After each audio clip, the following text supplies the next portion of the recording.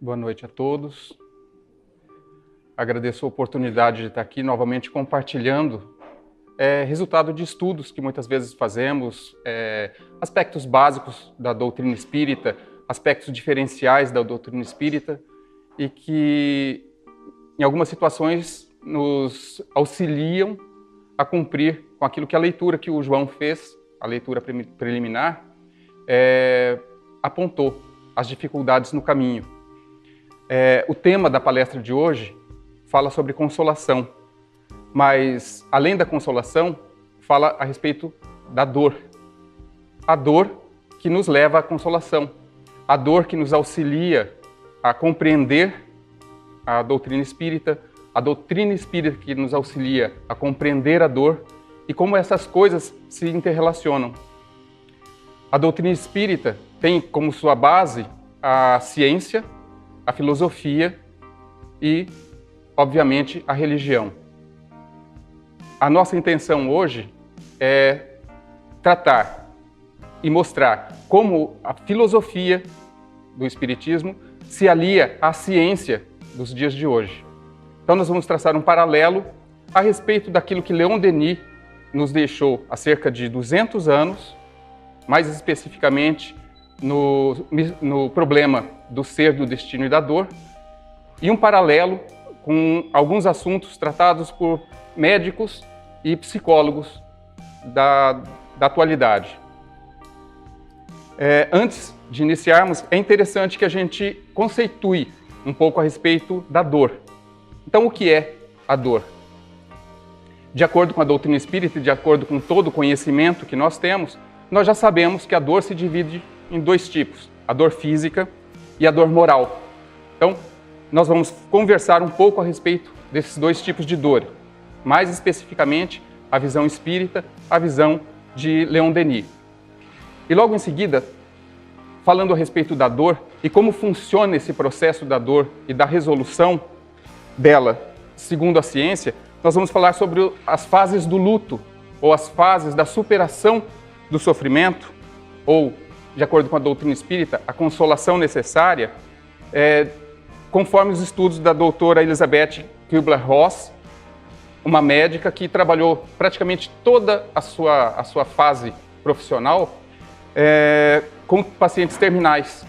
Então, desde o momento que ele recebia um diagnóstico terminal até o seu momento de morte, ela atuava junto com esses pacientes e obteve uma larga experiência.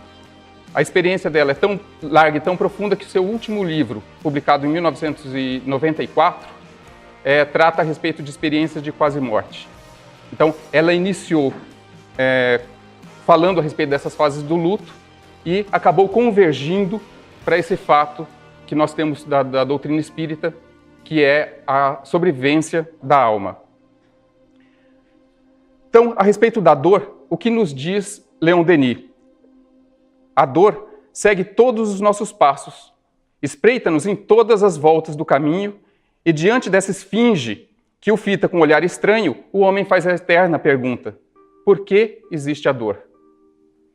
Então, é uma pergunta que realmente todos nós fazemos. É no que lhe concerne uma punição, uma expiação, como dizem alguns? Ele aqui se refere a nós, espíritas, que tantas vezes dizemos que a dor é uma punição ou uma expiação.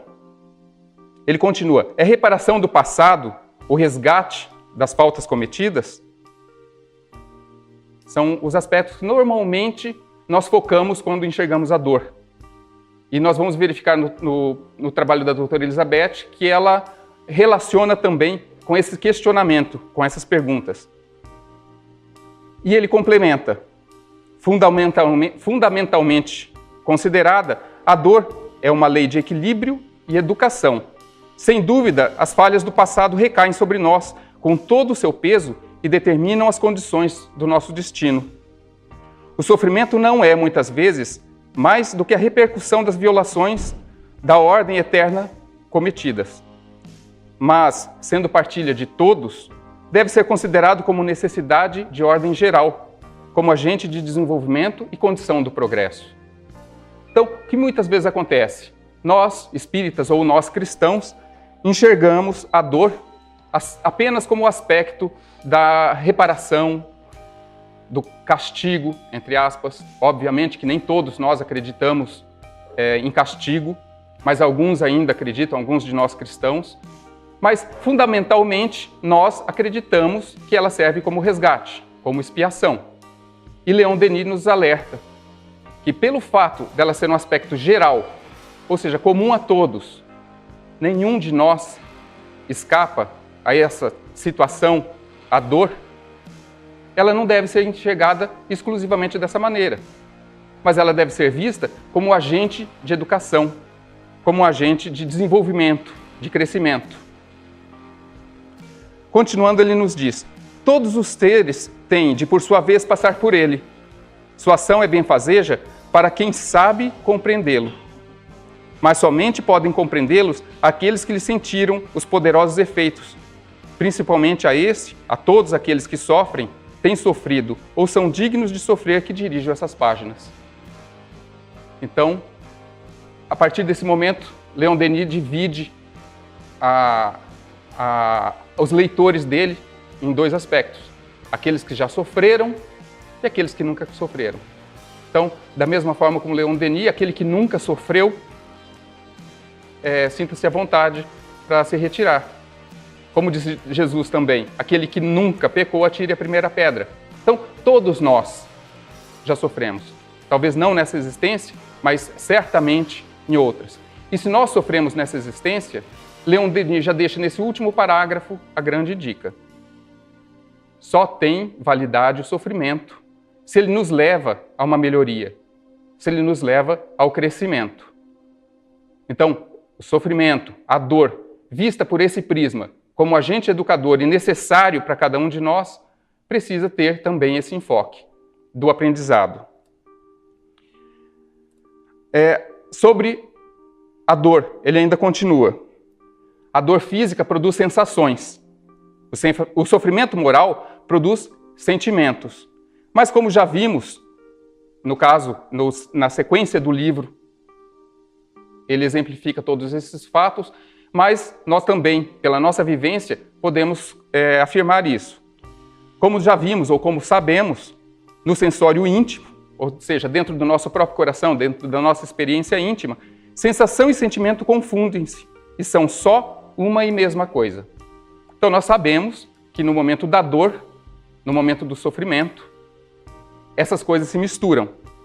Então, a dor física, ela vem sempre acompanhada de uma dor moral. A gente sempre se questiona, a gente sempre se culpa. E existem as dores morais, e que muitas vezes repercutem no nosso aparelho físico, no nosso corpo. Então, sabemos já dessa premissa que ele coloca. Ele continua: o prazer e a dor estão, pois, muito menos nas coisas externas do que em nós mesmos. Então, ele utilizou uma inversão. Ele diz que o prazer e a dor estão menos nas coisas externas do que em nós mesmos.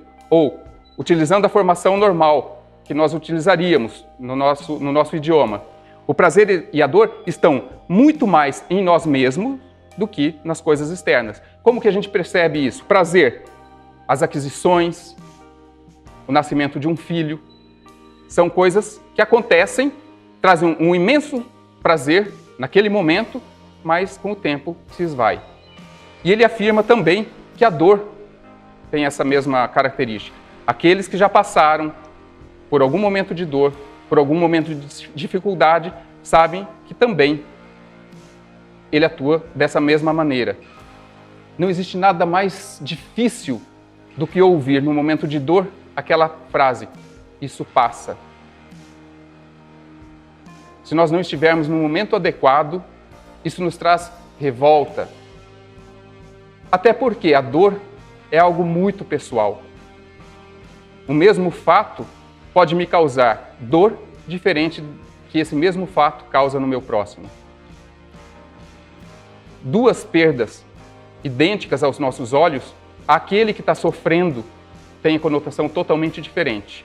Duas pessoas estão sofrendo a mesma perda, cada um sofre a sua maneira. Mas já sabemos também no nosso foro íntimo que ela passa. por mais dolorosa que seja a nossa dor, ela vai passar. Então isso é uma esperança que nós já temos pelas experiências anteriores. Mas no momento da nossa dor, é uma frase, é uma expressão que até nos causa revolta. Por quê? Porque ninguém sabe a dor que nós estamos sentindo naquele momento. Com base nisso, de que a dor, assim como o prazer, estão muito mais em nós do que nas coisas externas, Leon Denis, com muita sabedoria, continua: incumbe, pois, a cada um de nós, regulando suas sensações, disciplinando seus sentimentos, dominar umas e outras e limitar-lhes o efeito. Então, o que Leon Denis nos diz? Como a dor, ela está dentro de nós mesmos, a única pessoa capaz de lidar com isso somos nós mesmos. Embora muitas vezes a gente busque o auxílio externo, somente quem vai conseguir atenuar a nossa dor somos nós mesmos. E uma frase bastante conhecida de todos e que muitos atribuem a Sócrates, mas que foi complementada por um missionário, por um pastor evangélico, nos diz: a dor é inevitável, mas o sofrimento é opcional. E ele complementa com muita propriedade: nós não conseguimos evitar a dor, mas podemos evitar a alegria. Vamos parar para pensar um pouquinho só nesse complemento que ele colocou? A dor é opcional, a dor ela é necessária, ela é inevitável, mas o sofrimento é opcional. Isso é tranquilo. Muito provavelmente todos nós já ouvimos isso. Mas a complementação dele é interessante. Nós não conseguimos evitar a dor, mas podemos evitar a alegria. Então, vamos ver agora, de acordo com o estudo dessa médica que acompanhou esses casos terminais, de que forma a gente pode evitar a alegria. Então, por mais dolorosa que seja o nosso momento, a nossa passagem, a nossa jornada,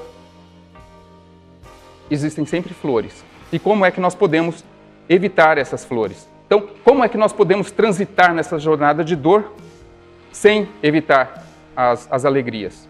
De acordo com essa médica, é vivenciando todas as fases da nossa perda.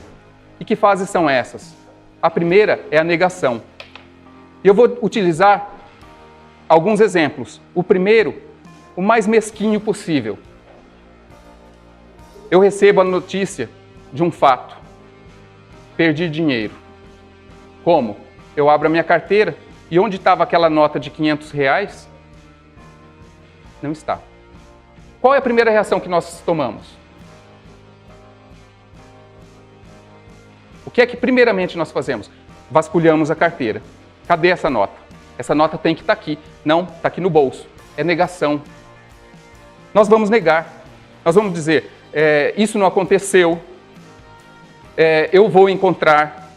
Em algumas situações de perdas, por exemplo, de um relacionamento, a gente fala assim, mas estava tudo bem. A gente estava tão bem e de repente veio essa perda. Então, é negação. Aqueles que já passaram por perdas conseguem enxergar bastante essa fase. Porque nenhuma perda ela é tão surpreendente quanto nós achamos. Depois de algum tempo, depois de superado a perda, a gente consegue perceber todos os indícios dela. Até mesmo aquelas mortes súbitas, aqueles arrebatamentos, a gente para e pensa, fala assim, fulano já vinha me avisando. Eu de alguma forma já sabia a respeito disso. Então, as nossas perdas elas não são tão repentinas quanto nós achamos. Um outro caso, ele estava quase sarando. É muito comum, nós sabemos disso, em caso de enfermidades graves, o espírito precisa se libertar. O espírito precisa retornar ao seu local de origem, que é o mundo espiritual. E aquele corpo merece a necessária extinção. E nós estamos ali do lado, clamando e impedindo que ele continue conosco, custe o que custar. Aí a espiritualidade nos dá sempre uma trégua. Está indo, está caminhando, de repente a pessoa tem uma súbita melhora, a gente fala, ótimo, posso ir para casa tomar um banho. Aí você vai para casa tomar um banho, acontece o desencarne. Estava tudo bem? Não estava. Já vinham vindo os indícios de que aquele momento viria, mas nós costumamos negar. Após isso, surge naturalmente uma revolta. Como isso foi acontecer comigo? Por que Deus me abandonou? O que eu tenho que aprender com isso?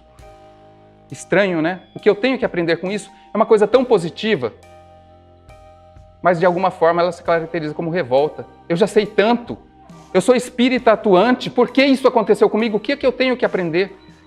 Aí às vezes a gente se esquece que a gente sempre tem algo a aprender. Porque no pomar de Deus nós somos frutos. E o dia que nós estamos maduros, Deus vem lá e colhe. Então, se nós estamos passando por dificuldade, muito provavelmente temos algo a aprender. Não é algo a expiar, não é algo a sofrer. Eu tenho que sofrer. Não, nenhum de nós precisa sofrer, mas nós temos muito, muito a aprender. Eu já não acredito em mais nada. Também é uma das frases comuns nos nossos momentos de revolta. E detalhe, diz a psicologia, dizem os estudiosos da ciência, que essas fases são naturais e elas devem ser sentidas, sem culpa, sem remorso. Como disse Leon Denis, nós precisamos sim saber controlar para que ela não tome dimensões exageradas, mas elas vão sim passar ainda pelo nosso pensamento, ainda pelo nosso espírito impuro. Logo depois, a doutora Elizabeth relata que é muito comum nós passarmos por uma fase de troca, de negociação, de barganha. Já que eu não tenho mais um namorado, já que eu não tenho mais um esposo, já que eu não tenho mais esse emprego, agora eu vou fazer academia, agora eu vou cuidar de mim, agora eu vou viajar. É natural. É uma fase natural, é uma fase normal. Então, primeiro nós negamos, isso não pode estar acontecendo, isso não acontece comigo. Depois a gente se questiona, mas por que comigo? E desse questionamento começa a surgir, já que aconteceu, o que é que eu posso fazer de bom? Daquele ditado, se recebo um limão, vou fazer dela uma limonada. Eu já estava pensando mesmo em trocar de carro, deu perda total do carro. Então, a gente barganha, a gente negocia. Já que eu não tenho isso, vou tentar colocar aquilo para substituir. Deus, eu só quero ver meus filhos crescerem. Quantas vezes a gente, recebendo uma notícia de uma enfermidade grave, a gente fala isso, Deus, eu só quero ver eles crescerem. Ou seja, em troca. Deus, faça uma troca comigo. Me deixa aqui mais um pouco, eu só quero vê-los crescer. Então, é normal, é natural, faz parte do desenvolvimento do luto, para que nós possamos aceitar. A partir de agora, eu não vou mais guardar ressentimentos. Sou eu um desses que já pronunciou essa frase. Então, nós sabemos que algumas enfermidades graves são resultados de grandes mágoas e grandes ressentimentos. Aí, na hora que a coisa aperta, a gente fala assim, não, agora eu não vou mais. Por que agora só não? Por que antes a gente não fez isso? Então, é sabido de todos que nós não devemos guardar mágoas, mas é necessário a dor para que a gente cresça. Agora, poderei fazer o que eu sempre quis. Aí nós barganhamos, aí nós trocamos, nós fazemos substituições e nós sabemos que aquilo que nós amamos é insubstituível. Que aquilo que nós perdemos, por mais que a gente queira trocar, aquilo é insubstituível. O tempo, o momento, são coisas que nunca mais voltam. E aí surge a fase mais difícil, a fase mais perigosa, a depressão. Eu vou desistir. Eu não fui feito para ter um carro. Eu não sirvo para esse emprego. Eu não sirvo para o casamento. Então, é um momento muito perigoso. Por quê? O que é depressão? Não no termo técnico, mas no termo comum, no termo vulgar, no termo físico. Depressão é um buraco. E pelos pensamentos, é um buraco onde nós não somos colocados, mas é um buraco para onde nós vamos, com os nossos próprios pensamentos, com a nossa própria escolha. Então, é natural? É natural. A coisa pesa e nós acabamos fazendo um buraco no lugar onde nós estamos, causando uma depressão. Mas cabe a nós percebermos isso, compreendermos que isso é uma fase natural, momentânea e lutarmos contra. Outra situação, eu nunca vou encontrar outro ou outra igual. Isso é verdade, mas isso não te impede de continuar a busca. Isso não te impede de seguir adiante. Então, grandes perdas de gente querida, é verdade, você nunca vai encontrar um outro igual. Mas também não te impede de seguir adiante. A única coisa que pode te impedir de seguir adiante é você mesmo. Em situações de ruptura de relacionamentos, eu não fui capaz, eu sou incapaz, eu não pude manter o casamento, eu não consegui manter meu filho dentro de casa. Então, essas situações incapacitantes e que são frutos de um raciocínio, eles não deixam de ser verdadeiros. Mas não necessariamente a gente deve se prender a essa situação de depressão, de aprisionamento. Outra frase muito comum. Desde pequeno eu sempre fui muito. Então, o que nós fazemos? Pegamos para aquele momento nosso, que é uma depressão, e trazemos todas as nossas frustrações. E a gente começa a nadar naquele mar de frustrações. É uma fase da dor, mas que nós precisamos atravessá-la. E tendo atravessado essa fase, normalmente vem a melhor de todas, que é a consolação, que é a aceitação da perda que tivemos. Normalmente, a gente parte mas também não é o fim do mundo. A minha vida continua, ou a minha vida precisa continuar. Começam a surgir conversas e discussões sobre o assunto. Então, bem-aventurados aqueles que passam por dor e têm o privilégio dos campograndenses que têm o GAEP. Então, caso as pessoas enlutadas não conheçam o GAEP, eu vou fazer aqui a propaganda do GAEP.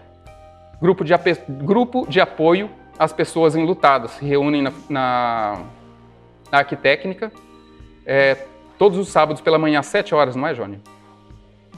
9 horas da manhã?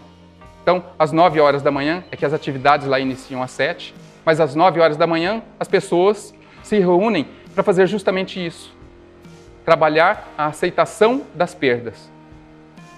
Conversam sobre o assunto, expõem as suas próprias cicatrizes ou mesmo as suas próprias feridas. Por quê? Porque essa é a fase mais madura do luto. A partir desse momento, nós já estamos ajudados e temos condição de ajudar outros. Então, é muito importante conversarmos a respeito disso.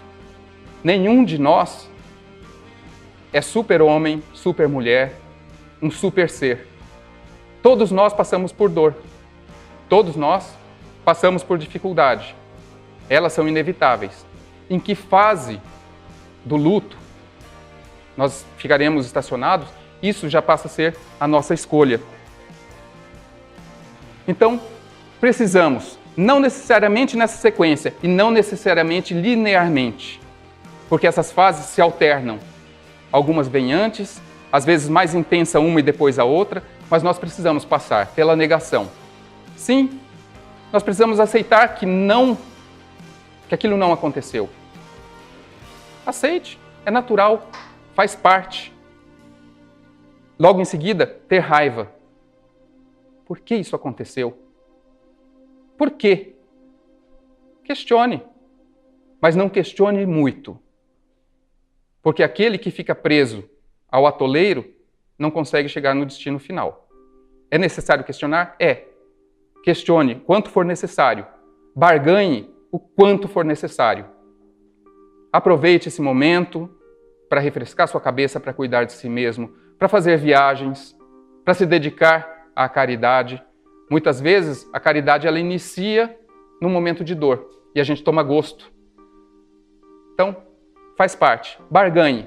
Agora que eu não tenho, agora que eu não sou, agora que eu não posso, vou fazer isso, vou fazer aquilo, vou fazer... Comece. E se forem coisas boas, comecem, mas não termine.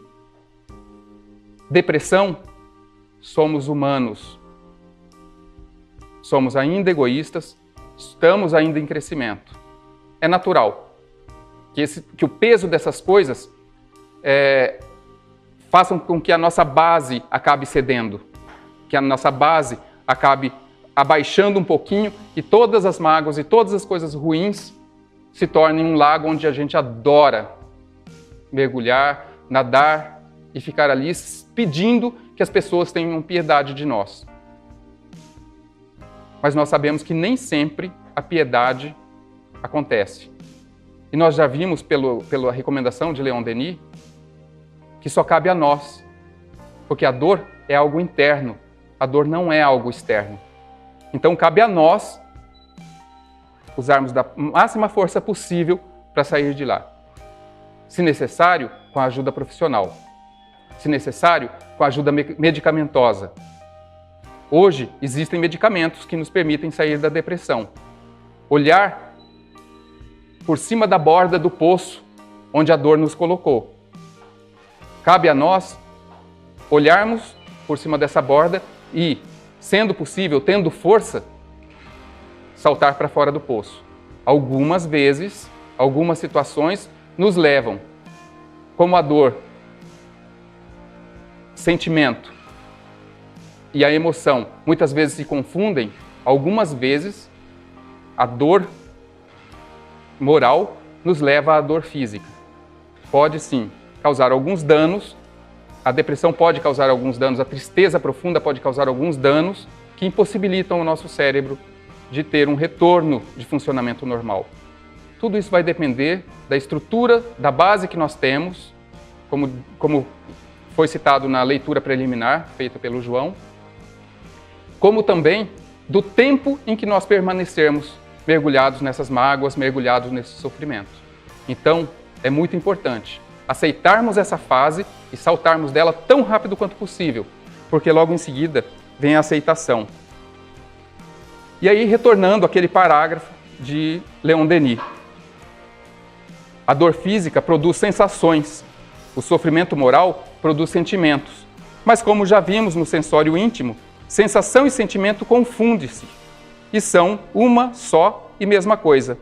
O prazer e a dor estão, pois, muito menos nas coisas externas do que em nós mesmos. Incumbe, pois, a cada um de nós, regulando as suas sensações e disciplinando seus sentimentos, dominar umas e outras e limitar-lhes os efeitos. E ele continua, a tendência geral consiste em fecharmos-nos no estreito círculo do individualismo, do cada um por si. Por essa forma, o homem abate-se, reduz a estreitos limites tudo quanto nele é grande, tudo quanto está destinado a desenvolver-se, a estender-se, a dilatar-se, a desferir voo, o pensamento, a consciência, numa palavra, toda a sua alma. Ora, os gozos e prazeres e a ociosidade estéril não fazem mais do que apertar esses limites, acanhar a nossa vida e o nosso coração. Para quebrar esse círculo, para que todas as virtudes ocultas se expandam à luz, é necessário a dor. Então, para que nós possamos descobrir a nós mesmos, descobrir o que realmente somos, descobrir as nossas fragilidades, Deus permite que passemos por todos esses caminhos, por todas essas trilhas de dor. Mas nos dá a doutrina espírita com esses aconselhamentos bastante elevados e permitem que a gente saia deles o quanto antes. Doutora Elizabeth, no último livro publicado por ela, no prefácio, ela faz algumas brincadeiras e que eu achei bastante oportuno e bastante parecido com o pensamento de Leon Denis. Ela relaciona cada uma das fases da nossa vida com um animal. e dá a pequena descrição desse animal. E eu gostaria que, conforme eu fosse lendo, vocês imaginassem esse animal e se imaginassem. Ou imaginassem as pessoas com quem vocês convivem em cada uma dessas fases. E nós vamos ver quanto a vida é bela, apesar de todas as dores, apesar de todos os sofrimentos, pelas superações que nós podemos alcançar. Então ela diz que nos primeiros anos de vida somos o camundongo. O camundongo gosta de entrar e sair de todos os lugares. É ativo e travesso. Está sempre à frente dos outros. No início da meia-idade, nós somos o urso. O urso vive satisfeito e gosta de hibernar. Reflete sobre os primeiros anos de sua vida e ri do camundongo, que corre de um lado para o outro. Em seguida, já no final da meia-idade, nós nos assemelhamos ao búfalo. E ela diz, o búfalo adora vagar pelas pradarias, analisa a vida de uma posição confortável e espera um dia livrar-se da pesada carga e tornar-se uma águia. E a águia somos nós nos nossos últimos anos de vida. E ela diz, a águia gosta de pairar nas alturas, acima do mundo, não para ver as pessoas de cima, mas para estimulá-las a olhar para cima. Então, que esse pensamento de um dia nos tornarmos águia possa se fazer no nosso coração. Que nós possamos ter a esperança de atravessarmos por todo esse vale de dor, por todo esse vale de sofrimento, lembrando que as dores que nós já passamos no passado, passaram. Que hoje resta, às vezes, uma dolorosa saudade, mas tudo passou. E o sofrimento que nós passamos hoje também passará. E que em alguns instantes nós nos sentimos realmente como esse urso ou como esse búfalo, passeando tranquilamente pela pradaria, já libertos de algumas coisas, de algumas prisões, alguns grilhões que nós mesmos colocamos enquanto éramos camundongos ou enquanto no começo da nossa vida como urso. Mas que o nosso destino é agirmos como águias. Já libertos de todas essas coisas, de todos esses grilhões, voarmos para auxiliarmos aqueles que estão ainda passando pela dificuldade. Então, retorno o meu convite àqueles que necessitam do conforto, aqueles que já passaram por todas essas fases de dor, que busquem auxiliar o próximo como águias, já conhecendo o sofrimento, mostrar que é possível superar, mostrar que é possível atravessarmos tudo isso e, como aconselhou Leon Denis, levarmos disso tudo o aprendizado, levarmos disso tudo a lição que já serve para o nosso espírito e que podemos e devemos compartilhar com o nosso próximo. Que Deus permita que nós não fiquemos atolados em nenhum dos processos de vivência da dor, que nós possamos passar por cada uma delas e depois, como águias, olharmos para trás, como o próprio urso já faz, olhar para o camundongo e rir dele entrando e saindo de um lugar e do outro. Então, saibamos respeitar o nosso momento de dor, mas saibamos também sair deles. Obrigado.